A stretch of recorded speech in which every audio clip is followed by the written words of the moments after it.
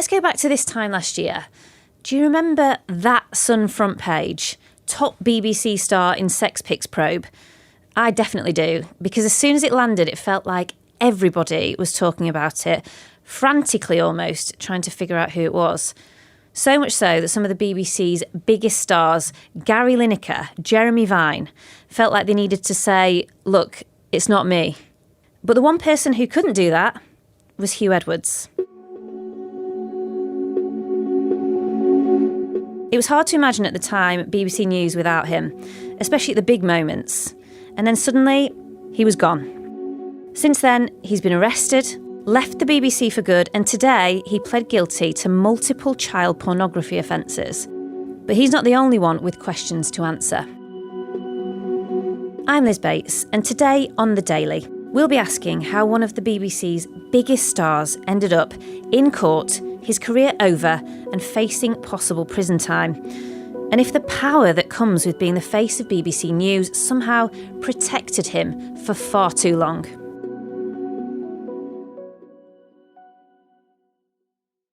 So the first person we're going to speak to is Henry Vaughn. He's Sky's Home Affairs reporter, and he was at Westminster Magistrates Court this morning and heard the charges being read out. Henry, first of all, give us a sense of what your morning's been like. You've been to court, you've seen all of this unfold. Yeah, I arrived at court bright and early, just after 8 o'clock. There's already a huge media presence there. People arrive early to get in the queue to make sure they can get a seat in court. The police turned up and set up barriers outside the court. So, the photographers and camera operators are lined up there, queuing outside, waiting for Huw Edwards to turn up. Of course, as soon as someone spotted him round the corner, all the organisation went out the window. All hell broke loose. All hell broke loose, exactly. Everyone needs to get their shots. Everyone wants to get a glimpse of him. Yeah, it was a huge scrum, a bit of a melee. Huw Edwards there with his lawyers walking along, surrounded by a couple of police officers. As soon as the media approach, the police officers get a bit tighter around him. There's a bit of pushing and shoving, really. So take us into the courtroom. What was it like as he arrived in court? Yeah, walks in, goes into the dock, and then his lawyer, because of what went on outside, he actually asked the judge whether it'd be okay to withhold Mr. Edwards' full address. So he gave the first line of his street, his date of birth, his full name, and then the legal advisor reads out the charges to Mr. Edwards. And he's pled guilty to all of these, right? Well, exactly, yeah. He did. I thought as the first charge was read out, I did think he looked a little bit shocked at the charge. So I think it came as a bit of a surprise to everyone in court when he did decide to plead guilty to all three charges. All three charges similar in nature. They're all making indecent images of children. They relate to different categories of images. So category A, category B and category C. Can you explain that term, making indecent images? Yeah, well, it's a legal term. It does sound like you'd expect it to mean perhaps someone was taking the photograph themselves or creating it in another way, but it doesn't mean that in this sense. So the making images, it can include opening the images, accessing them, downloading them, storing them, or like in this case, just receiving them over social media. So he received these images over WhatsApp, looked at them, didn't save them onto his phone, didn't forward them on to anyone else, but that falls within the category of making. I mean, essentially, it's a possession offence. What he's done is possess these images rather than actually created them himself. And how many? And go through the categories for us. He was sent a total of 377 sexual images by this person he was talking to on WhatsApp.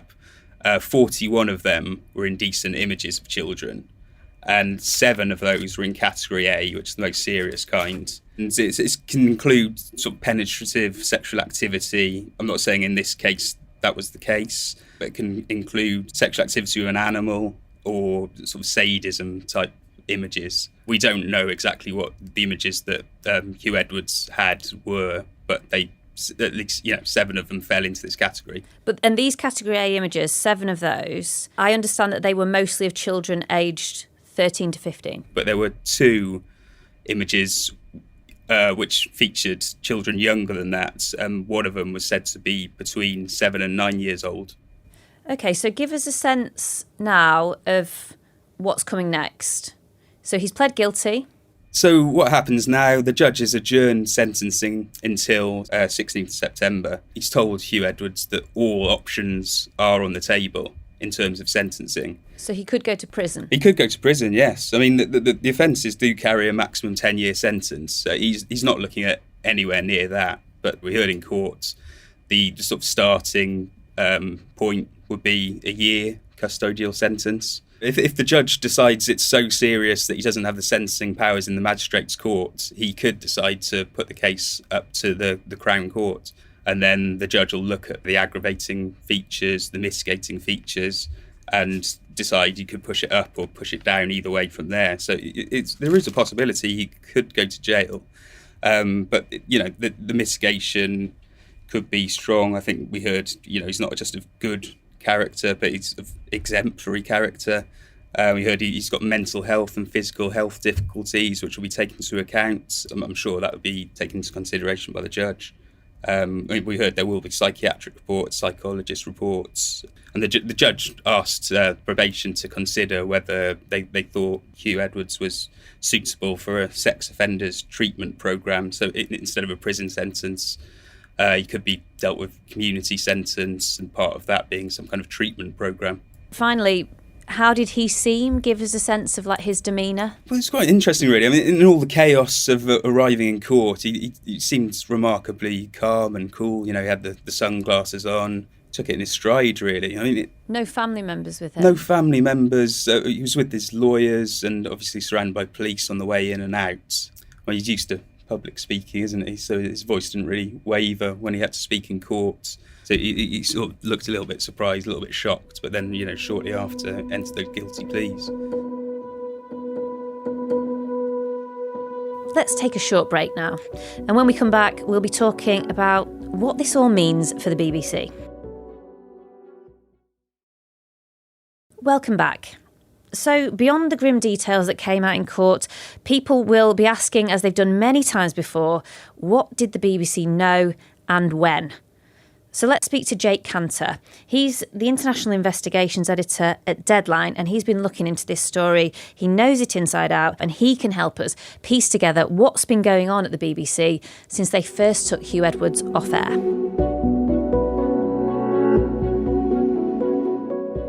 So these, obviously, what he's been charged with and pled guilty to today are totally separate allegations from what was splashed on the front of the Sun last year. Yeah, exactly. Aside from the kind of grim details that are coming out in court today, there are quite big questions for the BBC, how this has been handled and how much information may have been shared.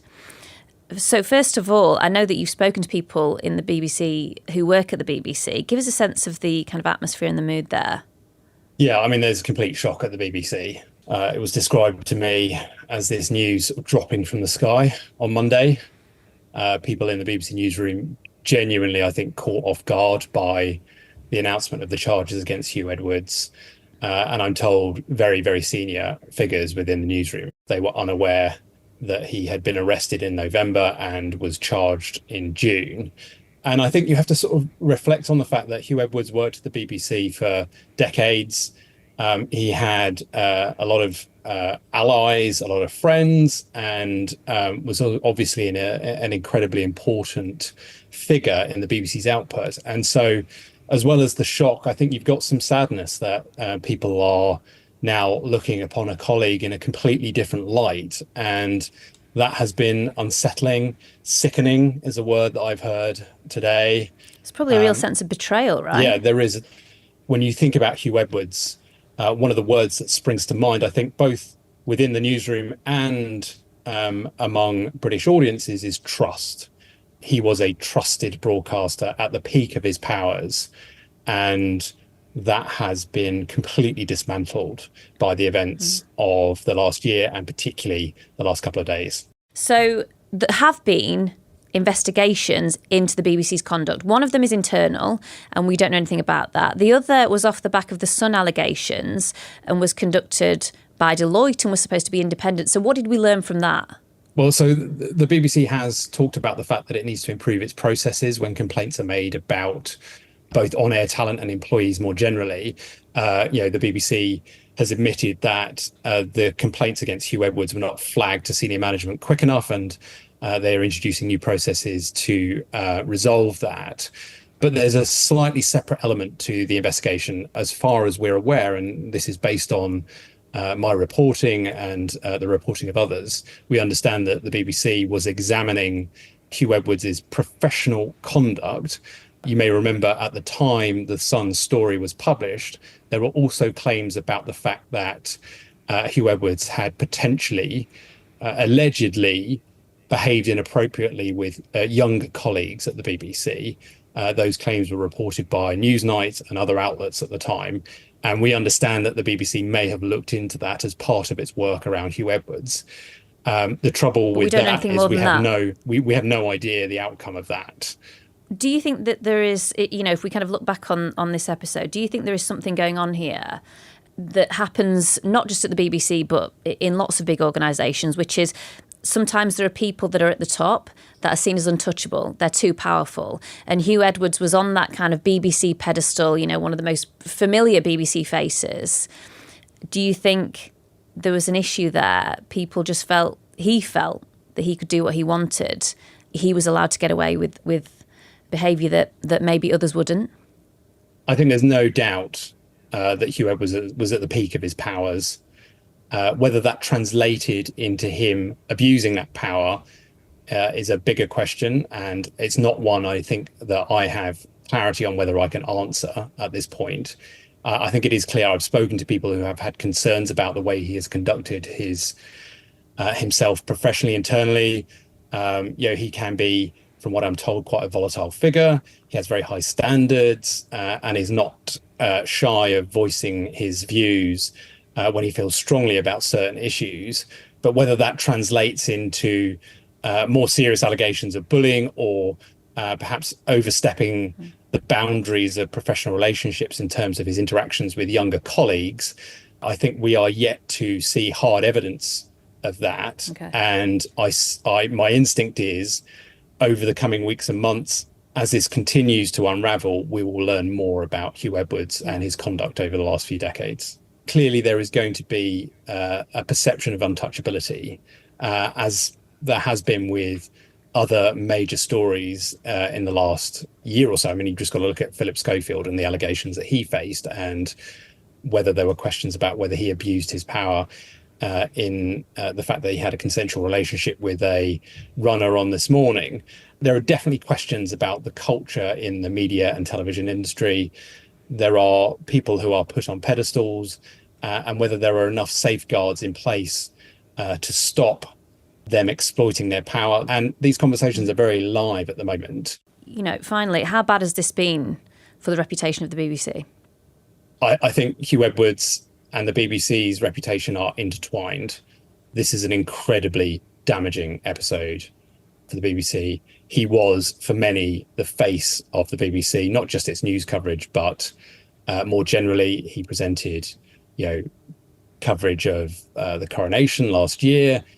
He was in the hot seat for the death of the Queen and won plaudits for those broadcasts. Then you take another step backwards and you see it in the context of other scandals. Now, I'm not drawing equivalence between these things, but you look at something like Jimmy Savile, which we know tarnished trust in the BBC. And I think inevitably people will draw comparisons between those things.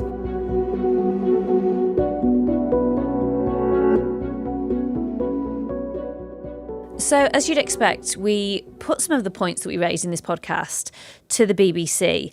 After we'd finished recording, they came back to us with a statement, and it's actually pretty interesting. So we're going to read it out to you in full. So, BBC spokesperson said, "The BBC is shocked to hear the details that have emerged in court today. There can be no place for such abhorrent behaviour, and our thoughts are with all those affected. The police have confirmed that the charges are not connected to the original complaint raised with the BBC in the summer of 2023. Nevertheless, in the interest of transparency, we think it important to set out some points about events of the last year. In November 2023, whilst Mr. Edwards was suspended, the BBC, as his employer at the time, was made aware in confidence that he'd been arrested on suspicion of serious offences and released on bail whilst the police continued their investigation. At the time, no charges had been brought against Mr. Edwards, and the BBC had also been made aware of significant risk to his health. Today, we've learnt of the conclusion of the police process in the details as presented to the court.